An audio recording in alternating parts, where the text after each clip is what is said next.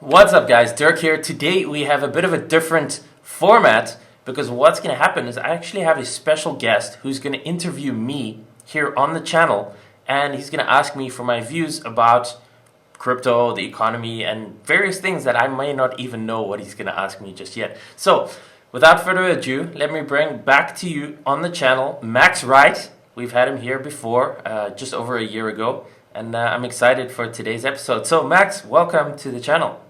Well, thank you so much. This is a fun little experiment we're doing here. It's like I'm going to host and interview you on your channel, and then you're going to host on my channel and interview me.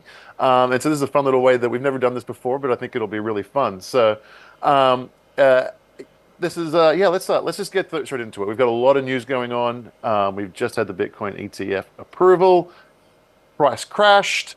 Let's start off with a 50,000 foot view. Give me your catch up on where we've been the last month, what's going on, and what's the status of the market. Yeah, so I think this is a time we've all been waiting for it, at least those of us who are in crypto. The halving is something that happens almost every 4 years, and it is literally around the corner, happening in April. And this is something that happens only every 4 years, so basically the newly issued supply of Bitcoin gets cut in half. And historically, if you go and look at the chart of Bitcoin, it basically just results in the price of Bitcoin skyrocketing every single time.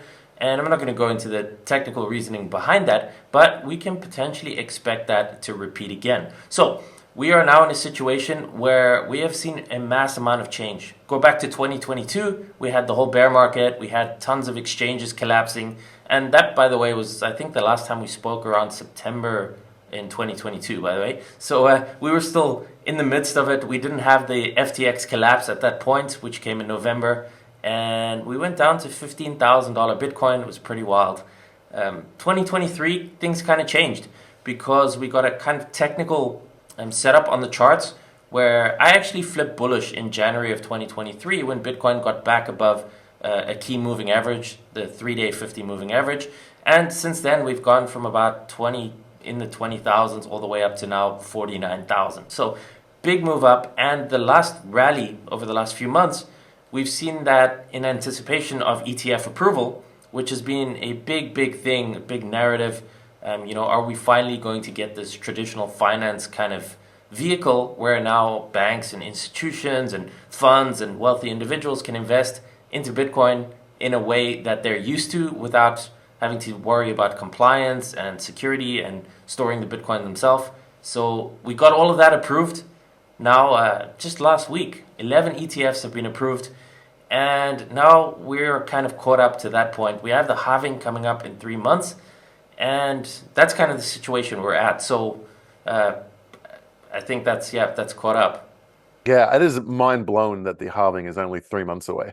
It's just, yeah, it's just, I guess it's every 4 years, right? It's like the Olympics or something. It's that they just, and it feels like you wait forever. Like when the Olympics, whatever, who cares? But when a significant amount of your wealth is invested in Bitcoin, and these halvings trigger significant events, or certainly historically have done so, okay, come on now, let's have a halving. Come on, you got to wait 4 years for it. So it's a fun one. So thank you for the catch up. It's a perfect catch up. So now we know where we're sitting at, what we've got to look forward to here in the near future. We did have this little bit of a pullback, as you said. It kissed, like, got up and approached 49,000. We find ourselves back down at 42. As a lot of people predicted, the ETF approval was very much a buy the rumor, sell the news type of event, as so many events in crypto often are. So where does that leave us here? Maybe let's go through some time phases here. In the short term, we're sitting here at about 42,000. It is sitting right on support at the moment. We haven't had any closes kind of below this region here for a while. What are your thoughts? Is it off to the races here, or is there a little bit more pain ahead of us? Yeah, so I think we could be seeing a kind of repeat in January 2021. So if you go back and you would look on the charts, maybe we'll overlay that here, or anyway, you can go and check that out at some point. In January 2021, basically we had a massive rally where Bitcoin went all the way from 10,000 to 42,000, and we had a sharp pullback. So we had this massive bull market that was basically in the middle of that bull market. And it went from 42 and it dropped all the way to 29,000 in a period of under 3 weeks, 2 to 3 weeks. So this massive crash, this massive correction, it flushed out all the leverage, And then it rallied back up at the end of the month and continued to going to 65,000 by April, I think. So just same kind of scenario. So we've had this run up to 49,000. We're starting to pull back a bit. There was an insane amount of greed leading around this ETF kind of area. You could see it, even the indicators, the fear and greed was like at extreme greed. Everyone was like max long leverage the top. So this is good. We saw a little bit of a pullback. I actually think we could see a bit more, maybe mid 30,000s, in a similar style to January 2021. So for the next week or two, if we do get that pullback, it would create a lot of fear in the market, flush out all the leverage, and that would be perfect to reset all those indicators and then potentially just continue straight back up into the halving for maybe a massive rally, because that's the next narrative. So the ETFs are approved now, and yes, it was maybe a bit of a sell the news kind of event in the short term, but it's still a big deal, and a lot of money can flow into those, and I suspect that they'll be pushing this narrative to try and raise funds into these ETFs, so we could hopefully still see a massive rally into the halving and potentially hit those all-time highs, maybe even by April. Yeah, I think so. I personally think there's a little bit more pain to come. I'll wait for confirmation for some closes below that line of support right there. But I think this pullback is not quite enough. I think it needs to be a little bit deeper, and that's perfect. It's great for long-term price action. We need to just build a little bit of structure, just pump the brakes just a fraction here, and just set us up for a nice, easy coastal through. I say nice, easy coast. It's a ridiculous world we live in here in Bitcoin.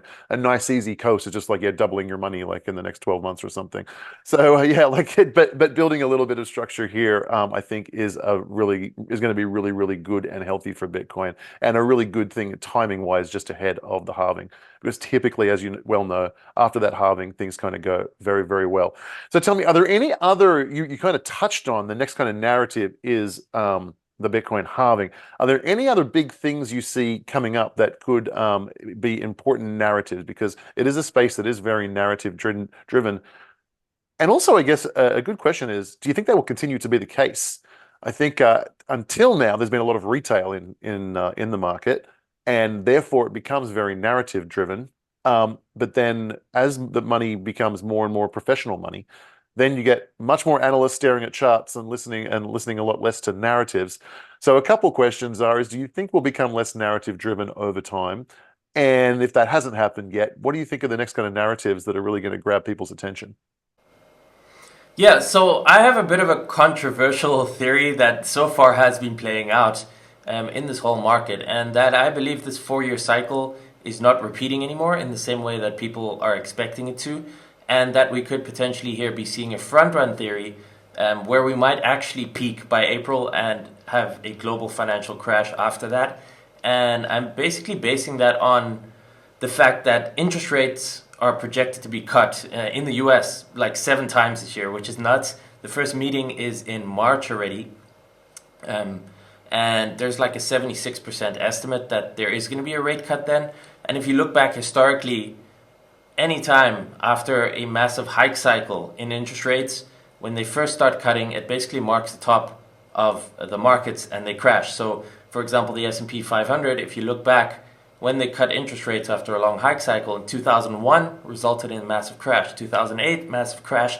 Even the March 2020 was preceded by a rate cut. So if that pattern repeats and they cut in March, otherwise the next meeting is May, that would line up by a peak by the halving, and that would be a perfect psyop where everyone is like, the halving is starting, it's only going up from here, and we're somewhere between maybe 70 and 90,000, and it peaks and it just goes down for like 4 years. So, so far that is playing out. I mean, we had the ETF approval in Jan. We've been running up since January 2023, so a year already. Bull markets tend to last 12 to 18 months. So there's a lot of confluence around that. Obviously, I will follow the charts and adjust if the charts look different. But for now, that's a potential scenario I'm kind of leaning towards. Right, so let me just zoom in on that a little bit. A 4-year bear market in Bitcoin. Potentially, because if this time we get a global financial crisis coinciding with the bear market in crypto, we've never had that before. Bitcoin and crypto has only ever known an upcycle since 2009, right? When it was created after the last crisis. So if this time, and potentially with the ETFs, they might be able to use that as a suppression mechanism, just like with gold. And if everything goes down, there's a change now. It's not, crypto isn't for the people anymore. Now it's traditional finance. And that means all these other shitcoins, they don't want the masses to get rich. So what is the way to not get the masses to get rich? Is suck them all in and have a massive, massive bear market. But I could be wrong on this. I'm just a little bit skeptical that it all seems too easy. ETFs are approved. Things are going so well. Does everyone just get rich? What are the chances of that? The handful of percent of people on the planet who have Bitcoin, maybe they do. Now, look, I make light, but I didn't know it's a fascinating idea, because the point that you make is very, very important and should be not be lost on viewers. Bitcoin has never seen a serious recession. It hasn't seen it. It got invented, as you say, as a result of the last recession. And so, yeah, it's easy when everything's going up that, yeah, Bitcoin went up and it outperformed. But we also know when Bitcoin goes down, it goes down faster and harder than pretty much everything else around. And so it's really, really important. That macro scene is important. And I kind of go back and forth with this in my mind a lot. So let's just drill down a little bit deeper. If there is, we can call it a black swan, or we can just call it a timely recession that's, it's been a while since the last one, so it should be kind of scheduled almost. The question is, do we live in times now where the nakedness of the Fed is so exposed? They're so open and upfront with when things go bad, they just print, and they print and print and print, and when they print, that's the big sign that everyone else is, people in the know at least, which is a minority of people, to be fair, they're printing. I'm going to get inflated out of the value of my dollars. I need to be in a hard asset like Bitcoin. And so I weigh those two things up in my mind, and this is uncharted territory. And Bitcoin is new in the scheme of things. Bitcoin is new in the scheme of seeing a cycle like this. So we are kind of guessing, but I see there's two opposing forces. Is that, yes, black swan could come, hit a recession, maybe even a depression, something hard. During those times, people have to sell, their investments just to survive. That usually, results in assets going down. But at the same time, we know that governments are print like mad now. They don't even hesitate. In 2008, let's go back. In 2008, when the shit hit the fan in 2008, they debated for months and months and months. It took like 9 months for them to come up with a stimulus package. Then, when COVID came around, it took 24 hours. It's like the business, we know what to do now. Printing press on. And I think it's hard to weigh that up, but I feel like, the dam has broken. Any kind of trouble they're going to print, and I'll even go so far as to say, I think it's their plan. They're now, just the US has like $30 trillion in current debt, $200 trillion in upcoming liabilities that are unfunded. And I think it is their strategy to just inflate it away. They either have to sacrifice the economy or the currency. And history usually shows that they sacrifice the currency. But there's no guarantee they'll do that this time. And they, as you say, they are quite wily. And so I'm guessing what they're going to do. And it's so sad that this is the state that we're in. We're sitting around, how do we invest? We're sitting here debating about what one guy does. It's all right, let's just call it the board. What are these 11 guys going to do, or however many are on the board of the Fed? It's a joke, and it's so frustrating that's the sad world that we live in. But that is do you subscribe to that? It's basically just well, what are they going to do? Are they going to print, or are they going to let it all die? What's your thoughts? So that's the difficult part. There's Bitcoin, and then there's everything else that we need to separate first of all, because there's 20,000 shitcoins, and most of them are probably all going to zero on a long enough time frame. But Bitcoin is obviously a different story, because it's money. Okay, it's designed as peer-to-peer money, and it's doing very well. The hash rate is the highest it's ever been. There's more and more attention to this. There's more and more distribution, where the number of addresses holding one Bitcoin, or even less than that, is just growing exponentially. So more and more regular people are just owning Bitcoin, and it's getting more decentralized in that way. And that's an interesting distinction also between gold, where we don't know how much supply there is, versus Bitcoin, where there is only going to ever be 21 million most likely. I mean, there is a technical chance that in some way they can raise the supply, but let's not consider that. So let's say, assuming it stays at 21 million, more and more people every bear market are buying a little bit of Bitcoin and holding that. So the question is, are they really going to be able to continue manipulating it? Because eventually the whales are going to run out of Bitcoin to suppress the prices, right? So then you also have the situation with currency that's clearly devaluing. There's no debate about that. It just gets worth less and less and less. And even accelerating, the US federal debt is going crazy. So at some point it's unsustainable and it's all going to implode. The question is, like you say, how does that happen? Does the currency go into hyperinflation? Do they do some sort of hard reset where, there's a massive banking crisis, nobody can touch their money, they make a new CBDC and that's the new money?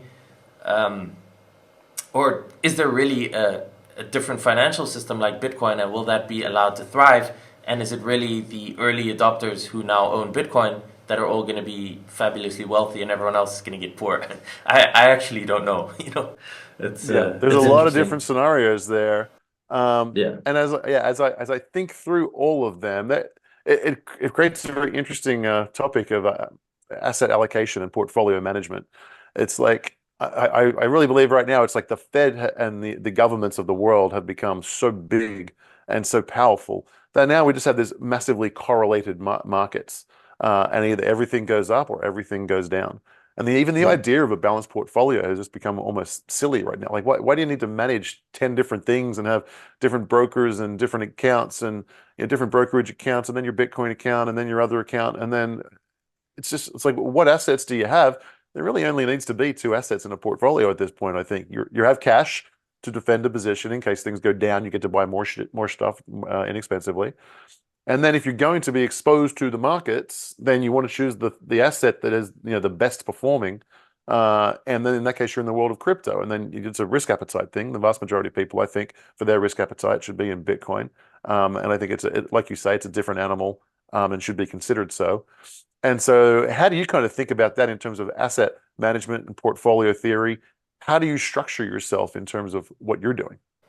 I think that's such a personal thing. Obviously, I'll share a bit of what I'm doing, but I guess for everyone, depending on what your goals are and what your objectives are. For me personally, I like the idea of just having enough diversification that if certain things go wrong, that I'll be okay.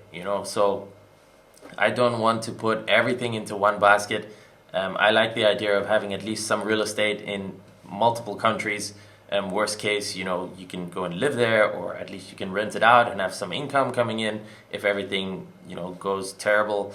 I also believe, like you say, everything is basically an inverse DXY trade at this point. So everything, if you look at the dollar index, when that goes down, everything goes up. Crypto goes up, stocks go up, precious metals go up, and the inverse. So when you look at that, you're basically just trading against the US dollar, like against the DXY. So if you keep an eye on that, I'm more and more becoming a fan of trading rather than holding anything specifically in terms of crypto, because whereas maybe that saying in the traditional markets, it's about time in the markets, where if you hold it on a long enough time frame, you're going to end up doing well. With crypto, it's really about timing these cycles, because if you get in at the wrong time, you're basically just not going to profit at all. And holding altcoins, well, there's no guarantee they ever come back to levels that they are during the bull market. So I think altcoins are a really good place to make big multiples, especially if you have lower capital to be able to take those risks and maybe get 20x, 30x, 50x or more, and then be able to cash that out. And that's the most important thing, because the majority of people are going to round trip stuff. They get in NFTs or they get in coins and they do a 50x or 100x or more than that, and they don't sell, and then eventually it's all going back to where you started or even lower than that. So from being in these cycles since 2017 basically, the timing is the key. So we have to watch Bitcoin to see what altcoins are doing, and my plan is really to try and ride the cycle up as much as possible, sell everything, and then just focus on trading really and try and short these markets on the way down. And people ask me also, like, would I sell Bitcoin? I think there's a better argument for hedging it. So you still keep the coins, but you take an equal position short when you think the bull cycle is peaking. Because in the event that there is a banking crisis or fiat devalues or whatever, and Bitcoin does go to $1 million a coin, um, you still want to actually hold that asset. Whereas if you sell it, I'm sure you're out of the market, but then you have cash. Maybe it's in an exchange, in a bank. If those go down, what do you do with that? So instead of selling, you could just take an equal short down, and that way you are effectively out of the market, but you still own the Bitcoin. So that's kind of my thoughts at the moment, how I want to play basically this next year or so. Yeah. Okay. So, guys, I know the reason we're doing it on this way on this channel is I'm going to email all of my guys to come to watch this video. So, guys, while you're here, make sure you hit subscribe on Dirk's channel. It's a great channel to follow. He shares lots of good ideas. And Dirk, there's ways that they can learn from you in other more formal formats. Do you want to share a little bit about that? Yep, so I have a education program I call Intelligent Cryptocurrency. It's my VIP program. It's basically an all-in-one membership where I have courses, training. So I have a complete beginner's course, a complete course about trading, crypto, forex, and I write a monthly newsletter, a monthly member update. So it's basically a place all-in-one where you can learn about crypto from beginner to advanced, get ongoing research updates, and I actually also have a Discord chat group. So in there, I'm updating daily market insights, trade ideas. You get access to me and the community of more than 2,200 members at this point. So I'll add a link down below in the description. You can check that out if you want to join us. There's a 60-day money-back guarantee, so there's no risk to you. Come and try it. If you like it, you stay. If you don't, you get your money back. No issues there. Absolutely. Highly recommended. And when you finish clicking on that link, just below that link will be another link to jump over to my channel where Dirk is going to interview me and you'll get my thoughts on the market as well. So come and check that out. And I think that's goal. So hit like, hit subscribe on this channel, click those links, and we'll see you in the next video.